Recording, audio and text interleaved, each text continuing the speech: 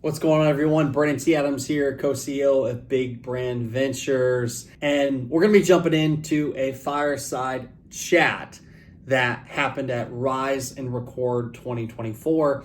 And this fireside chat is with myself. It's with Kevin Harrington, who is our chairman of Big Brand Ventures, Brian Harrington, co-CEO with me, Matt George, the president of Big Brand Ventures, and then Greg Roulette, who is moderating it. And this is all around what we look at for acquiring customers, scaling businesses, and everything we think about when we're taking on a client and how to have success with our plan through marketing and everything else. And so Rise and Record is an event been doing now for almost 5 years. It's all about sharing your story through video and using video to grow your business. And in this fireside chat, we talk about different ways of how we use video and other areas to scale a business. So this is one of my favorite fireside chats I was a part of, and you're going to love it. So let's jump right into it.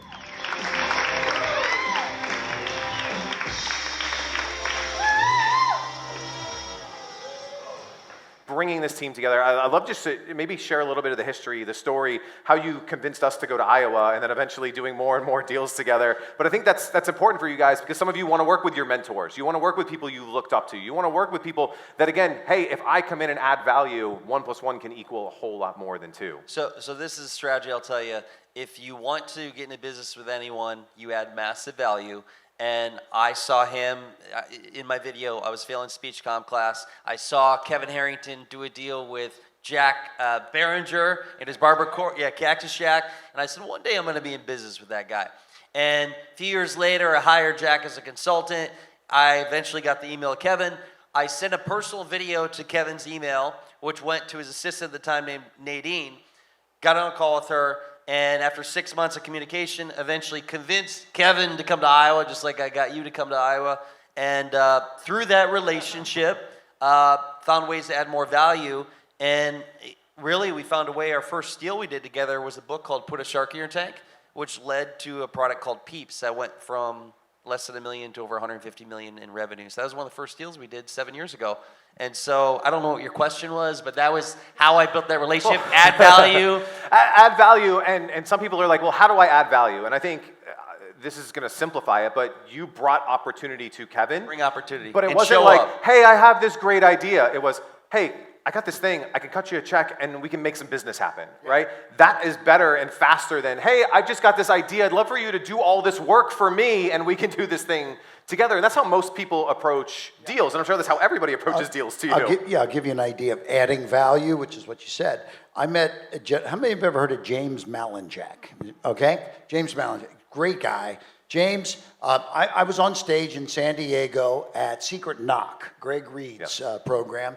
Got off stage, and as I'm walking out, I get a tap. It was James Malinchak, and James said, hey, Kevin, that was awesome. You've never met me. You don't know me, but here's my card, and I have an awesome tip for you that can make you an extra $1 million next year. It's a very simple thing. If you're interested, give me a call, okay? And I'm like, I think I'm going to call James, okay? So I did, and this is what he said. He says, and I don't want anything for this. He said, you speak all over the place, right? He said, what's the biggest downside of speaking? It's like, you travel to Dubai, you travel here. You got to travel.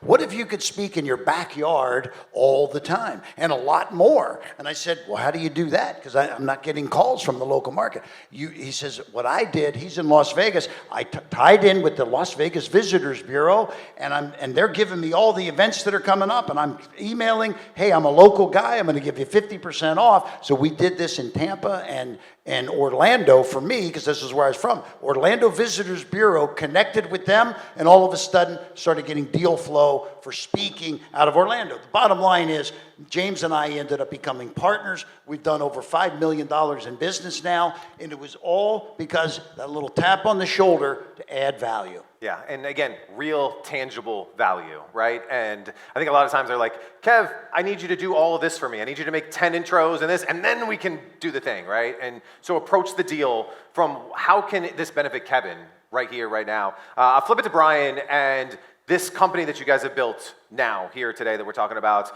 talk about how you guys have kind of combined these like superpowers, extending the legacy of what your dad's doing, and now you guys are extending it so much more. Yeah, let me kind of go back actually 1 second because Brandon was saying something that's very interesting of us seeing a Peeps product, right? And this is kind of, I want to bring this story full circle too, because Peeps came into us through a partnership, through an event, right? And then all of a sudden we got involved. The guy put it on the desk, said this is going to be your next home run product. We're like, whoa, I don't know about that. So we started marketing it, right? We were doing, 100 grand a month, 200 grand a month, 500 grand a month. And then, full story, we met your partner. We met Justin. Yep. And, and I don't know if you've even talked much about this today, but about your other business and what you do. But we met your partner, Justin, and he's like, okay, you guys are doing 500 grand a month in this product. How would you like to do 5 million a month on this product? We're like, that sounds pretty good, right? So that was a partnership. That's big added value. So that was a partnership where we did with Justin and your company, and he took it to millions and millions and tens of millions of dollars a year with us. He's like, you guys ship the product, we're going to bring you all these customers, and what an amazing partnership that 10,000 pieces, they were selling 15,000 a day. Yeah. A day. 10,000 to 15,000 pieces a day. Yeah. I mean, what is that in a month? That's It's a lot. It's a half a million pieces a month almost. I mean, we went to $150 million on this simple little product. And that's the value of partnerships there too, because we're very good at what we're doing, but all of a sudden we realize that there's this whole other network of opportunity to bring in more customers that we didn't have access to. And Justin's like, well, we have access to it. Let us do it for you. So, talk about Big Brand Ventures and what we're doing. Yeah. So Big Brand Ventures is kind of like a culmination of what we've been doing for the last, give or take, 7, 8, 10 years or so, and really just bringing a bigger and better team. Like Matt George is our president, Mike COO, and we've really bolstered our team to bring what we're doing to a whole different level.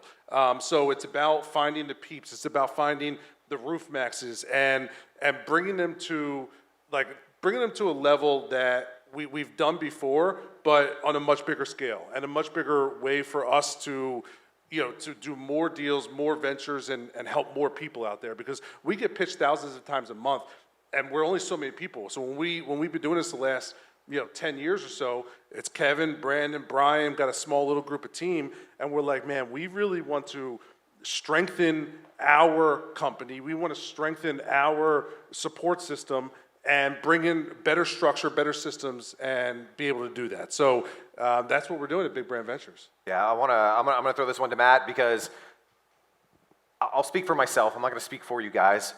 I'm a very good salesperson, but I break everything when I sell stuff, right? Kevin can get unlimited deal flow. How do we service all of that deal flow? And so bringing in the right people who can service these people, take care of these people, make them champions for the brand. Matt, bringing in someone like you to kind of be the president to make sure that we stay in line, or make sure they stay in line and actually get it done. I mean, you bring 30 years of experience. You got the Harvard Business School. Like, you bring this other piece of the puzzle. And I think that's what I love about what you guys have done, is there's a team involved. Because Brandon and Kevin can go out and get deal flow all day, but if you can't service them in the right way and make them champions, this doesn't work. And I think you're a big piece of that puzzle. Yeah, I think at Harvard Business School, I coach there. I've been there the last 4 years, and I work with entrepreneurs, and I work with Fortune 500 potential C-suite. And so when you're looking at that, you look at all these individuals, and you look, and they all have a process, a strategy. They all have, but they all have pain points too. And so Kevin can tell you, because he's seen it 1,000 times, it doesn't matter what level you are, you can always improve. So when we started talking, we were trying to figure out what's the best way to scale fast but right. And I think it's surrounding yourself with the right people. It's looking at a client and providing the best customer service, number one, which is a lost art in today's age, but also having that continuous relationship and building that business. And it takes time with some companies. Some skyrocket, but others, it takes time, and it's year after year after year. And so as we've put our minds together, and Mike is out in the crowd somewhere. Mike's over there, our COO, and we've put in a lot of hours these last 6 months of really just putting strategy, a business plan, process together, and to be able to take that next step. And it's fun. It is. It's fun when it all comes together because, again, a lot of people in this room, you're like, well, I just need more customers. But we don't realize that sometimes when we get more customers, clients, whatever you want to call it, that causes so many other things to break. Even in the Peep story, so on the Giddy Up side, we'll get these brands that are like, we're ready to scale. We want to scale right here, right now, today. And I'm like, great, how much inventory do you have? Oh, we got 2,000 in a warehouse. I'm like, well, I'm going to sell that tomorrow. What do we do about the next day?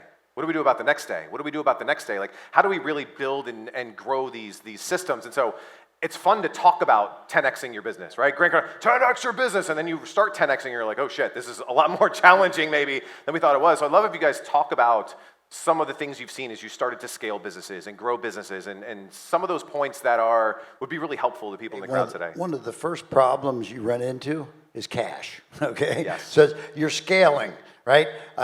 You spend, Brian mentioned, $100,000 a week in media. You're generating 200 or 300, but you've got to put the 100 out weeks in advance, and that 100, the 200 to 300 comes in weeks later, and sometimes there's a multi-pay, and then you also have to have the inventory ready to ship. So if you're paying in advance for media, you're paying in advance for products, but it's a cash in advance world, right? I mean, there's not many people that can walk into any business as a startup and get large lines of credit, okay? Generally, it's cash up front. So this is something that we pride ourselves in. I mean, back in the early 80s, I didn't have any money, really. I mean, tens of thousands of dollars, but I used tens of thousands to build billions of dollars in sales because I leveraged it and scaled it and did it very smart. And we'd spend 10 grand, bring back 30, spend 30, bring back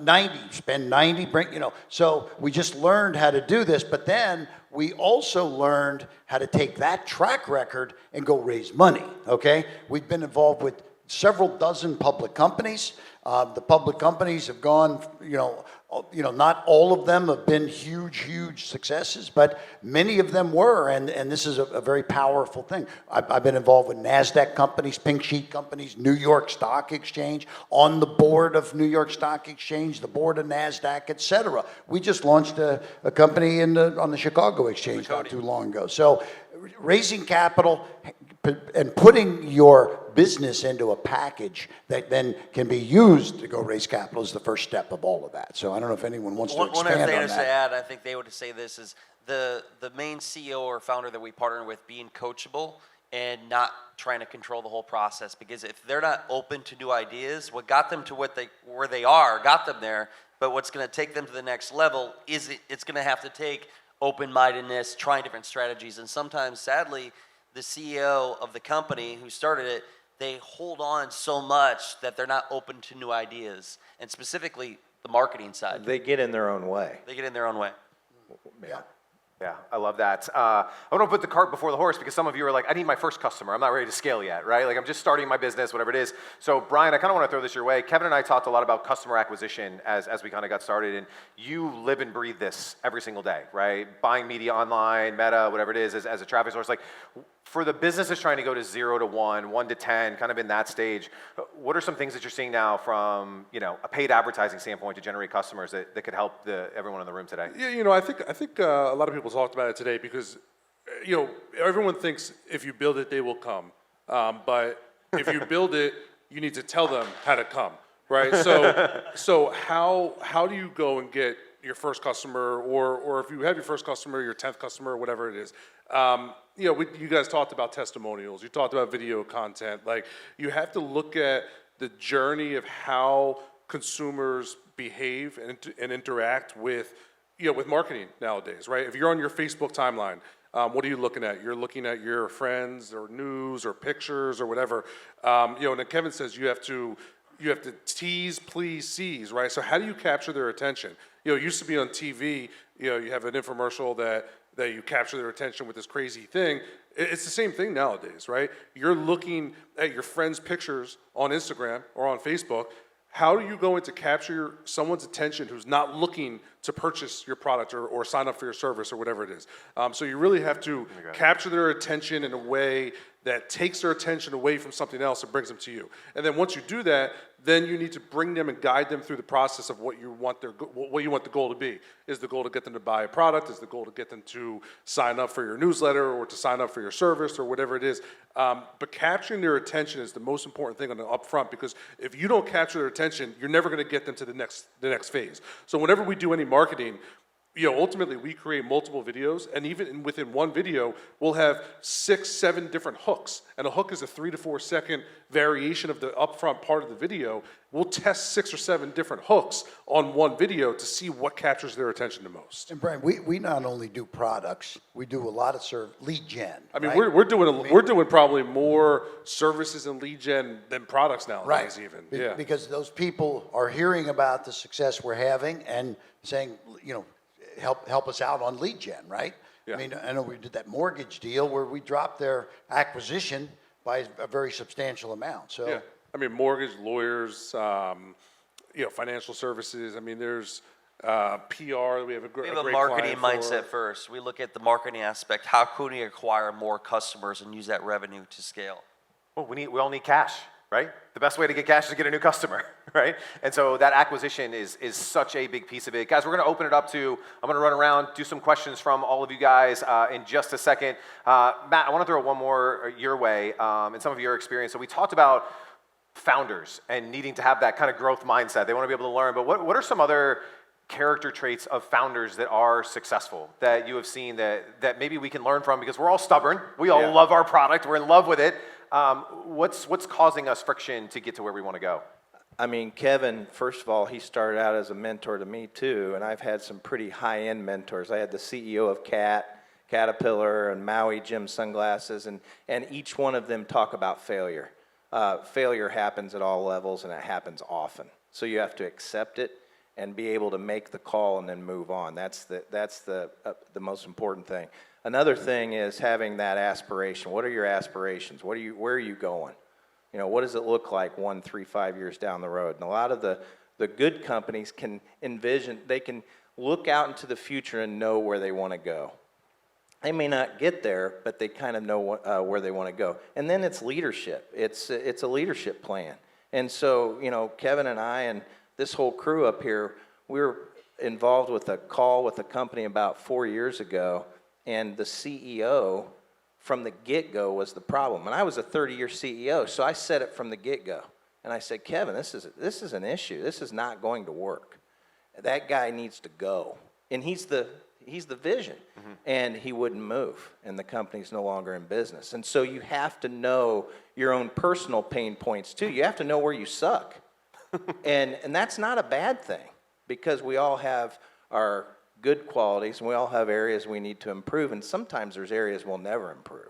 And that's where we bring in other humans to compensate for that are better, you guys don't need 5 Kevins. You need one Kevin to do what he does, one Brandon to do what he does, one Brian to do what he does, and that's what ultimately makes it work. Yeah, and what we're doing right now with Big Brand is we're really looking at the business as a whole. So we're looking at the philanthropic aspect of it. We're looking at the strategy, the advisory, what does long-term business look like? How do we retain, not just get a customer, how do we retain? And so there's a lot that goes to it, but it's fun. I love that. So I'm going to start making my way through the crowd. As I'm doing that, I'm going to throw one more to you guys so we can fill the time. It's like, you talked about failure, and I want to talk about resiliency in founders. And to me, it's all about how fast can you adapt? How fast can you accept it and move on? I coach a lot of kids in baseball. They strike out. You can't let them cry the rest of the game because they got to go play the field. They got to go pitch. You throw one bad pitch, you got to throw another pitch, right? And the same is true in business, is that you make a bad ad, you lose a little bit of money, you can't shut the business down, right? So talk about resiliency and how some of the best founders in the world are able to bounce back through adversity and through failure and through, getting knocked down. I mean, all of you have been knocked down, but it's how fast can we get back up that's ultimately going to lead to that success. And get your questions ready because I'm coming out. Hey, well, I think one big thing, and I always say this, is not getting emotional, because, Greg said you launch one bad ad and you lose money. Some people will just think that's the end of the world, my business sucks, or I don't know what to do. like you need to be able to not get emotional about it because the next ad could be the biggest one. We've launched many videos. I mean, we've spent a lot of money like on video content that we think is going to be the biggest thing ever, and it bombs. And then we shoot a cell phone video that outperforms it by 10 times.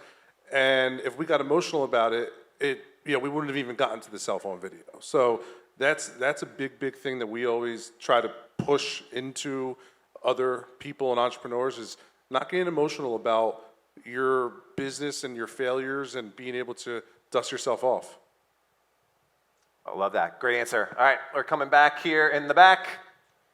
Okay, you guys are always talking about customer acquisition costs. I have a medical staffing agency. My acquisition costs are stupid low sometimes. Like, it could be somebody calls me and it results in a $500,000 contract, and all it took was me answering the phone.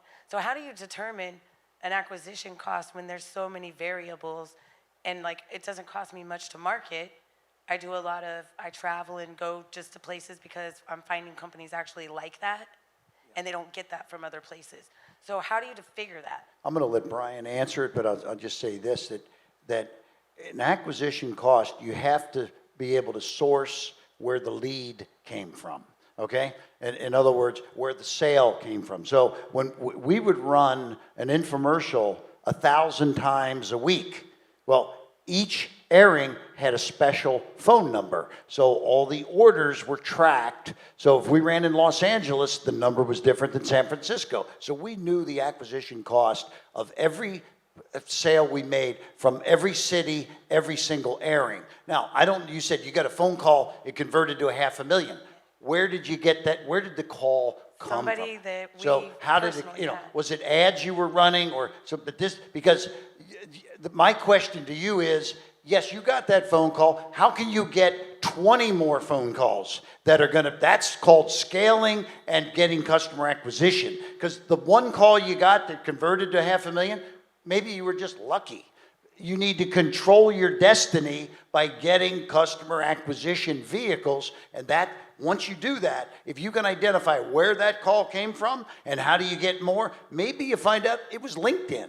And LinkedIn's a little more expensive than TikTok and the rest, but if you used LinkedIn and it brought you $500,000, let's go use LinkedIn some more and let's have the same messaging, et cetera. It was actually reputation. So another administrator told this administrator about us that we had contacted just randomly. And so it's like the reputation has built itself to now people are just calling us. So do you figure from that initial first person? Or do you just kind of take an average of all of your clients and your total marketing costs? Well, you said you were going to let me answer it, but you just answered what I was going to say. It's interesting because I look at our business. Yeah. I look at our businesses and their ventures and different partners that we have, and we could grow our business without spending any money in marketing. But like kind of Kevin said, is if you're trying to scale the business, you have to spend money on marketing. So if you want to go from one client or we could probably get 20 clients a month if we want to, or if we want to get 100 clients a month, like how do we scale those efforts? So, maybe there is no acquisition cost by utilizing your own network or SEO or a couple PR pieces or things like that. I mean, I guess theoretically you could see how much you paid for your reputation management or your SEO or whatnot, and then divide it by your number of clients that you have, and you could figure out that cost. But it comes to when you want to scale it of, okay, here's what it costs me to get a customer and how can I scale it? And that, and that's really where the acquisition cost kind of matters. The other thing, it's important to use at vehicles to source where the leads came from as often as you can. And let me give you an example. So, I'll get in front of a crowd of 5,000 people sometimes. And what I'll do is I'll give away a free book. And so, hey, everyone out there, you get a free copy of my book. And what are they doing? I'm giving them a special website to go to. They've got to fill in some information, their email, their phone number, their this, their that. And when I'm done with that room, I may have 2,000 leads. But I've sourced them, and now those leads can be put into funnels that are then initiating relationships with all of those people. So, but I have identified where it came from, and I know then how to track those sales and what those costs are associated with that. So have the best sourcing that you can, because at the end of the day, you're doing all different kinds of things. So have different phone numbers, different websites, different ways to track where they're coming from. Love that. Great job. Coming back here again in the back. Aloha, everybody. Royal Kai. 2 quick questions. So, do you have a platform that you would recommend to be able to deploy funds, first off, for the biggest bang for your buck, to be able to say, okay, this is my product or service, this is what we're going to allocate the funds towards, that's going to give us the biggest bang for the buck? I mean, because you're going to PPC, there's SEO. I mean, SEO is more long-term as you're growing for organic growth. So to be able to deploy funds, where you would recommend, and then also, can you speak in regards to how you're all pivoting for Google, and telling that, hey, cookies are going to be gone by 2025 with retargeting campaigns. We're not going to actually be able to do that because cookies are going to be completely gone entirely. So can you speak on that a little bit? Or Yeah, I mean, I think every business is different. We rely pretty much 90% on paid advertising. So, it depends if you have an intent-based product or service or a passive. If someone's searching for it, if they're not searching for it, then Google is not really going to help. We're pretty much 90% on Meta, and then and then we 90% of Meta to start, and then scaling on other platforms, and even programmatic and other areas. But we rely a lot on really social advertising, so Meta and TikTok and and those platforms. I hope you took a lot away from the fireside chat we had with the Big Brand Ventures team. And if you would like to learn how you could work with us and learn more about what we do at Big Brand Ventures, you can go to bigbrandventures.com or follow us on social media at Big Brand Ventures. And you can learn all the different things around how we look at scaling businesses. And keep following me on this channel. You're going to obviously learn more about Big Brand Ventures and how I look at investing, marketing, scaling businesses, how to really grow a business's revenue, and the fun journeys along the way. So as always, I hope you guys have a great day, and here's to your success.